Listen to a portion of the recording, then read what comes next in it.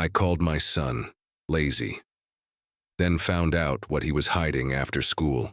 The chipped ceramic mug felt warm against my palms, a familiar anchor in the swirling chaos of my mornings. Sunlight, thick with dust motes, slanted through the kitchen window, illuminating the battlefield of breakfast. Scattered cereal, a half-eaten piece of toast, and the silent, brooding presence of my son, Leo, across the table. He was a ghost at his own meal, his gaze fixed somewhere beyond the faded floral wallpaper, his movements sluggish, deliberate, like a clock wound too tight and slowly unwinding.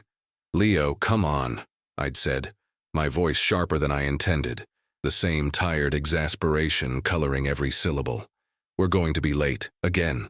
He'd offered a barely perceptible nod, a flicker of his eyes that might have been acknowledgment or simply a reflex.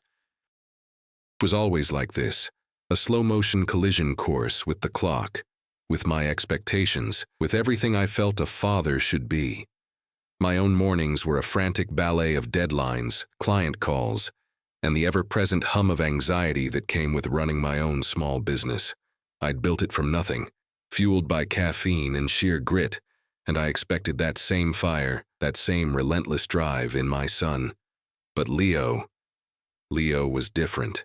He was a soft whisper in a world that demanded a shout. His grades had been slipping, his room a perpetual disaster zone, and his after-school hours were a black hole I knew nothing about. Lazy, the word would fester in my mind, a bitter seed planted by comparisons to other kids, to my own younger self, to the idealized image of a son I carried. It was an easy label, a convenient box to shove him into when I couldn't understand his quiet resistance, his seeming indifference. Today, the word was a tangible weight in the air, heavy and suffocating. As I watched him push his cereal around his bowl, a wave of frustration washed over me, hot and sharp. "Is this all you're going to eat?" I asked, my voice tight. "You're going to waste away. You have to try, Leo, just try a little harder." He didn't look up. He never did when I spoke like this. It was like talking to a wall, a beautiful, frustratingly unresponsive wall. The silence that followed was deafening, punctuated only by the rhythmic ticking of the kitchen clock. Each second a hammer blow against my dwindling patience. I saw his shoulders slump, a subtle, almost imperceptible shift, and a pang of guilt, quickly suppressed, pricked at me. But the frustration always won. The fear of his future, the fear of my own perceived failure as a parent, overriding any softer emotion. Later, as I rushed out the door, leaving him with a final clipped instruction to get your homework done, I saw him stand at the window, a solitary figure silhouetted against the morning light, and a cold dread settled in my stomach. It was the dread of knowing I was failing him, of knowing that my anger, my impatience was a shield I hid behind, a poor substitute for understanding. This wasn't just about homework or grades. It was about a chasm opening between us, a silent growing distance I didn't know how to bridge. I saw him as a reflection of my own perceived shortcomings, a living embodiment of everything I feared I wasn't doing right, and in that reflection I saw only his perceived flaws, never the hidden depths. The weight of that judgment, the casual dismissal of his struggles, was a heavy cloak I wore without realizing its suffocating embrace, oblivious to the silent battles he fought, the secret world he inhabited, a world that would soon shatter my carefully constructed perceptions and force me to confront the true meaning of strength, resilience, and a father's love.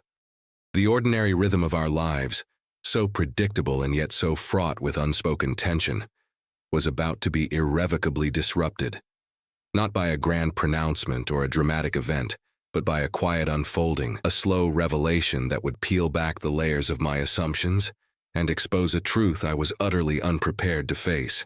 My hurried departure, my dismissive words, were the final strokes on a canvas that was about to be dramatically repainted, a canvas that held not laziness, but a quiet, courageous struggle I had been too blind, too self-absorbed to see.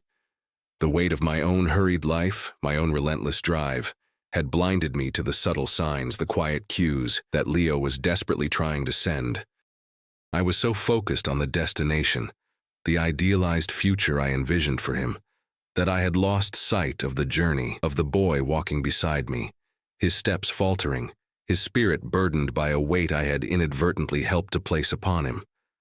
The morning sun, which had seemed so ordinary, now felt like a spotlight, exposing the stark reality of my own judgmental gaze, a gaze that had labeled him before truly seeing him, a gaze that had condemned him before understanding him. The chipped mug, the scattered cereal, the muted light.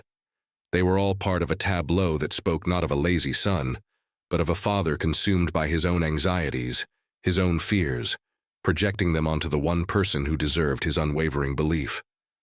This was the precipice, the moment before the fall, the silent prelude to a reckoning that would redefine everything I thought I knew about my son and about myself. The school gates loomed, a grim maw swallowing children whole, and I felt a familiar knot of dread tighten in my stomach. Each morning was a fresh battle, a silent war waged against Leo's perceived inertia. He walked with his head down, shoulders slumped, a picture of reluctant compliance. He'd always been this way, quiet, withdrawn, a stark contrast to my own boisterous, driven nature. My business, a small but thriving graphic design firm, demanded constant energy, a relentless push forward, and I'd always assumed, perhaps foolishly, that Leo would inherit some of that fire. Instead, he seemed to drift, his grades a constant source of worry, his room a testament to his apparent disinterest in order. The word lazy had become a constant, unwelcome companion in my thoughts, a label I applied with increasing frequency, fueled by frustration and a gnawing fear for his future. I saw his quietness not as introspection, but as apathy, his slowness not as thoughtfulness, but as a lack of will. Today, the frustration boiled over. As he fumbled with his backpack, dropping a textbook with a thud, the carefully constructed dam of my patience finally broke. "Leo, for God's sake, can you just try to be a little more organized?" My voice, sharp and laced with exasperation, echoed in the quiet street. "This is ridiculous. We're going to be late because you can't seem to get it together." He flinched, a small, almost imperceptible movement, but his eyes, when they finally met mine, held a flicker of something I couldn't quite decipher. Not defiance, but a deep, weary resignation. He mumbled an apology, a barely audible sound, and I saw him shove the book haphazardly into his bag. The gesture was so clumsy, so lacking in care, that it only solidified my conviction. Lazy, the word echoed in my head. A verdict delivered and sealed. I felt a surge of anger, a potent mix of disappointment and fear. Was this the best he could do? Was this the future I'd worked so hard to provide for? As I drove him to school, the silence in the car was thick with unspoken accusations. I wanted to lecture him, to shake him awake, but the words caught in my throat, replaced by a weary sigh. I dropped him off at the curb, a quick, perfunctory kiss on his forehead, and a curt, "Have a good day, Leo. Try to focus." He just nodded, his gaze fixed on the pavement, and walked away, a solitary figure disappearing into the throng of students. The encounter left me feeling hollow, the familiar ache of disappointment settling deep in my chest. It wasn't just about his performance, it was about the growing distance between us, a chasm I didn't know how to bridge. I saw his struggles as a personal failing, a reflection of my own inability to mold him into the son I envisioned. The easy answer, the label of lazy, felt like a shield, protecting me from the more difficult truth, that I didn't understand him, and perhaps that I wasn't even trying to. The weight of my own expectations, my own anxieties about success and failure had blinded me to the quiet realities of his life. I was so focused on the external markers of achievement that I had overlooked the internal landscape, the unspoken battles he was fighting. The morning's exchange, seemingly minor, was the culmination of months of similar interactions, each one chipping away at the fragile foundation of our relationship. I saw his quietness as a lack of effort, his introspective nature as a sign of disengagement, and in my haste to correct what I perceived as flaws, I had inadvertently widened the gap between us. The truth, I would soon discover, was far more complex, far more devastating, and far more redemptive than my judgmental eyes could ever have imagined. My perception of Leo as lazy was a construct, a convenient narrative I had woven to make sense of his behavior. A narrative that was about to unravel thread by painful thread, revealing a resilience and a courage that would shame my assumptions and redefine my understanding of strength. The sunlight that streamed through the car window felt less like a blessing and more like an interrogation, highlighting the stark reality of my own blindness, my own harsh judgment. The hours after Leo left for school were a blur of client calls and spreadsheets, the familiar rhythm of my workday, a fragile shield against the unease that had settled in my gut. The image of Leo's withdrawn posture, his mumbled apology, replayed in my mind, a persistent echo of my own sharp words. I told myself it was for his own good, that a dose of tough love was necessary, but a small, persistent voice whispered that I had crossed a line, that my frustration had morphed into something harsher, something unkind. The word lazy felt cheap now, a simplistic excuse for my own inability to connect, to understand. It was easier to label him than to delve into the murky depths of his quiet world, a world I knew virtually nothing about.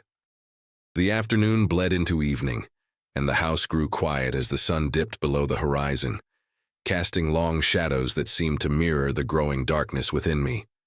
I'd planned to confront him about his homework, to demand explanations, but the thought now felt heavy, burdensome. When the school called, my heart leaped into my throat. It wasn't a disciplinary call, not about grades or behavior, but a simple, almost casual inquiry. Had Leo mentioned needing a ride home? He'd apparently forgotten his bus pass. A sudden, sharp fear, cold and visceral, pierced through my irritation.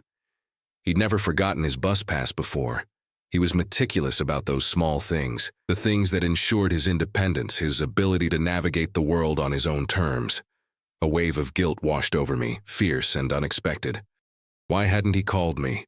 Why hadn't he asked for help? The easy answer, the one my judgmental mind immediately supplied, was that he was too proud, too stubborn, too lazy.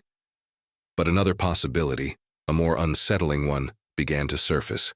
What if he wasn't avoiding me out of laziness, but out of something else entirely? What if his quietness, his perceived lack of drive, was a symptom, not a cause? I raced to the school, the familiar streets now feeling alien, the setting sun painting the sky in hues of orange and purple that seemed to mock my inner turmoil. I found him sitting on the curb outside the main entrance, his backpack beside him, his head bowed. He looked smaller, more vulnerable than I had ever seen him. As I pulled up, he looked up, and for the first time I saw not resignation, but a profound weariness etched onto his young face. There were dark circles under his eyes, his skin pale, almost translucent in the fading light. He didn't speak, just offered a small, hesitant nod as I got out of the car. The silence between us was no longer filled with my anger, but with a shared, unspoken anxiety. "Leo," I began, my voice softer than I intended. "You forgot your bus pass. Why didn't you call me?" He looked down at his hands, his fingers tracing patterns on the cracked asphalt. "I didn't want to bother you," he murmured, his voice barely audible. "You're always so busy." The words, simple and honest, struck me with the force of a physical blow. Bother me. He thought he was a bother. The casual label of lazy I had so readily applied dissolved, replaced by the sickening realization of my own self-absorption. I had been so consumed by my own work, my own pressures, that I had made my own son feel like an imposition. The drive home was a silent, agonizing journey. I kept glancing at him, his profile etched against the darkening landscape, trying to reconcile the image of the lazy boy with the pale, weary face of the son sitting beside me. The questions I had planned to ask, the accusations I had been ready to hurl, now felt hollow and meaningless. What was more important, his homework or his well-being? My need to be right or his need to be understood? As we pulled into the driveway, the porch light cast a warm, inviting glow, a stark contrast to the cold knot of regret in my chest. I parked the car, and for a long moment neither of us moved. The air was thick with unspoken emotions, with the weight of my past judgments and the dawning of a new understanding. It was Leo who finally broke the silence, his voice still quiet but carrying a new weight. "Dad," he began, his gaze fixed on the dashboard. "I haven't been feeling good lately, not sick exactly. Just tired all the time." He paused, taking a deep breath. "And I've been I've been helping Mrs. Gable after school with her garden. She's really old, and she can't do much anymore. Mrs. Gable, our elderly neighbor, frail and housebound. Helping her? My mind reeled. This wasn't laziness. This was compassion. This was an act of quiet kindness, a burden he had taken upon himself and a secret he had kept, perhaps to protect me, perhaps because he knew I wouldn't understand. The pieces began to fall into place, forming a picture entirely different from the one I had so confidently painted. His fatigue, his withdrawn nature, his apparent lack of focus, they weren't signs of apathy, but of a hidden struggle, a quiet dedication to someone else's needs. My judgment, so swift and so absolute, had been utterly, devastatingly wrong. The weight of Leo's confession settled over me, a heavy blanket of shame and dawning comprehension. Mrs. Gable, our quiet, stooped neighbor, whose world had shrunk to the confines of her small house and overgrown garden. He had been spending his afternoons there, not lounging idly, but tending to her needs, his fatigue a consequence of physical labor and emotional investment, not of sloth. The image of him, hunched over tomato plants, his young hands calloused from the soil, his energy depleted not by video games or idleness, but by selfless service, was a stark, powerful rebuke to every dismissive thought I had harbored. I saw him not as a failing son, but as a compassionate soul, a boy who possessed a quiet strength and a deep empathy I had completely overlooked.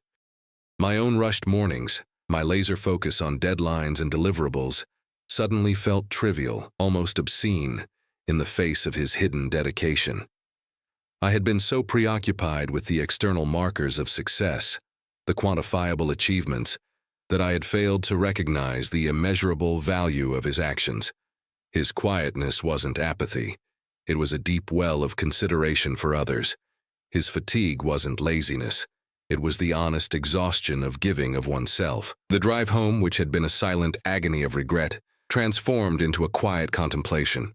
I watched him, really watched him, for the first time in what felt like years. His profile, once a symbol of his perceived shortcomings, now spoke of a quiet resilience, a hidden depth.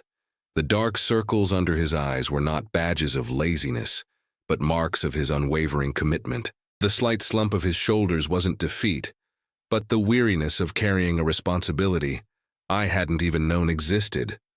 When we finally pulled into our driveway, the porch light seemed to welcome us not just home, but into a new understanding. The silence in the car was no longer heavy with unspoken accusations, but charged with a profound, nascent connection. I parked the car, and we sat there for a long moment, the engine's gentle hum the only sound.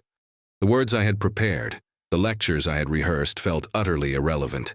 It was Leo who spoke first, his voice still soft, but clear. She doesn't have anyone else, Dad. Her kids live far away, and she used to have the most beautiful roses, but she can't bend down to tend them anymore. I wanted to help. His gaze was steady now, meeting mine with an honesty that disarmed me completely. There was no hint of self-pity, no plea for validation, just a simple, unvarnished truth. He had seen a need, and he had quietly, diligently filled it, all while navigating the pressures of school and a father's unspoken disapproval. My heart ached with a complex mixture of pride and profound shame. Pride for the extraordinary young man he was, and shame for my own superficiality, my own failure to see beyond the surface. I had labeled him lazy, a word that now tasted like ash in my mouth, when in reality he possessed a depth of character, a selfless spirit, that I had rarely encountered in my adult life. The realization was a tidal wave, washing away years of ingrained assumptions and prejudices. My son was not lazy, he was extraordinary. He was kind, compassionate, and resilient in ways I had never imagined.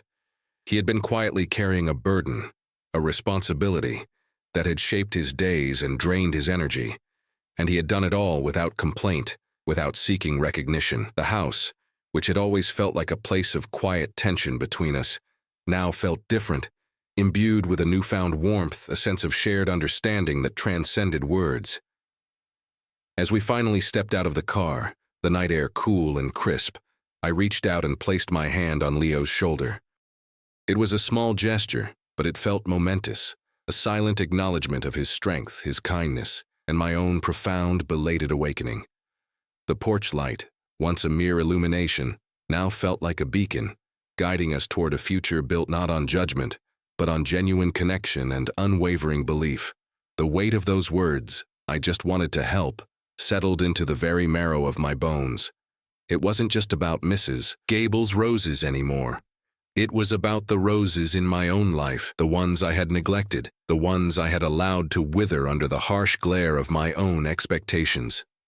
Leo's quiet act of service, his selfless dedication, had not only illuminated Mrs. Gable's world, but had shattered the very foundation of my understanding of my son. The label of lazy, so easily and carelessly applied, now felt like a brand of my own ignorance, a mark of my failure to truly see the person standing before me. I had been so caught up in the frantic pursuit of my own success, so consumed by the external pressures of providing, that I had become blind to the internal landscape of the boy I was raising. His fatigue, his quietness, his perceived lack of ambition, they weren't signs of a deficiency in him, but rather a testament to his profound capacity for care, a capacity I had actively discouraged by my own judgmental gaze. The drive home, which had begun with a knot of dread, now felt like a pilgrimage, a journey toward a truth I had been too proud, too self-absorbed to acknowledge. Every street lamp we passed seemed to cast a brighter, more revealing light, not on the road ahead, but on the path I had failed to tread with my son. His words, "You're always so busy," echoed in the quiet car, a simple statement that carried the devastating weight of his perceived isolation, his unspoken need for connection. I had been present, yes, providing for his material needs, but absent in the ways that truly mattered, present in the house, but absent from his heart. The realization was a bitter pill, a searing indictment of my own shortcomings as a father. I saw him now not as a project to be managed or a reflection of my own success, but as an individual with his own burdens, his own quiet strengths, and his own profound capacity for empathy. The image of him tending to Mrs. Gable's garden, his young hands stained with soil, his body weary from honest labor, was a far more powerful testament to his character than any academic achievement or extracurricular accolade could ever be. It was a testament to a kindness that transcended obligation, a compassion that asked for nothing in return. As we finally pulled into our driveway, the warm glow of the porch light felt less like a passive illumination and more like an embrace, a silent invitation to step out of the shadows of my assumptions and into the light of genuine understanding. The house, which had often felt like a stage for my own anxieties and frustrations, now seemed to hold a new promise, a quiet sanctuary where true connection could finally take root. The silence that stretched between us as we sat in the parked car was no longer an uncomfortable void, but a space filled with the fragile bloom of a newfound understanding. Leo's admission hung in the air, not as an accusation, but as a gentle unveiling. "I just wanted to help," he had said. And the simplicity of those words, the profound truth they contained, struck me with the force of a revelation. My son, whom I had so readily dismissed as lazy, was in fact a beacon of quiet compassion, a young man who saw need and instinctively moved to fill it, even at the cost of his own comfort, his own energy. The tired circles under his eyes, the slump of his shoulders were not signs of indolence but the honest marks of selfless effort. My own frantic pace, my relentless drive to succeed, had blinded me to the quiet heroism unfolding in my own backyard, in the humble garden of our elderly neighbor. I had been so focused on building a future for him, on ensuring he had every opportunity, that I had failed to recognize the present, the boy who was already demonstrating a depth of character and a generosity of spirit that far surpassed any material success I could ever provide. The shame was a hot, stinging wave, washing over me with the force of years of misjudgment. I had judged him by my own metrics, my own standards of achievement, and in doing so, had completely missed the essence of who he truly was. He was not lazy. He was deeply, quietly, and profoundly kind. As we finally stepped out of the car, the cool night air a balm against my heated emotions, I reached out and placed my hand on his shoulder. It was a small gesture, a tentative bridge across the chasm that had separated us, a silent apology and a profound acknowledgment of his strength. The porch light, which had always seemed like a mere functional necessity, now felt like a warm, welcoming embrace, illuminating not just our path into the house but the path toward a more authentic, more connected future. The house itself seemed to breathe a sigh of relief, its familiar walls now holding the promise of a new beginning, a space where judgment would give way to understanding, and where a father's love would finally be guided by true sight. The weight of my past assumptions lifted, replaced by the quiet, hopeful anticipation of truly knowing my son, not as I thought he should be, but as he so beautifully, so compassionately, already was.